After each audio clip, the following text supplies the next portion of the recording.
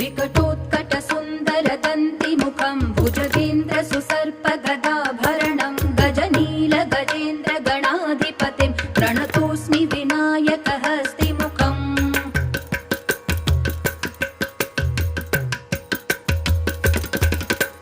सुरसुरगणपति सुन्दरकेशं ऋषि गणपति यज्ञसमानं भव भव गणपति पद्मशरीरं जय जय गणपति दिव्य नमस्ते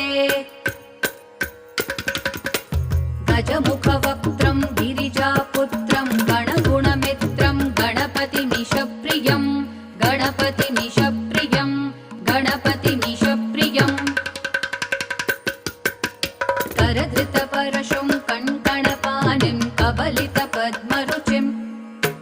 सुरपतिवन्द्यं सुन्दरनृत्यं सुरचितमणिमकुटम्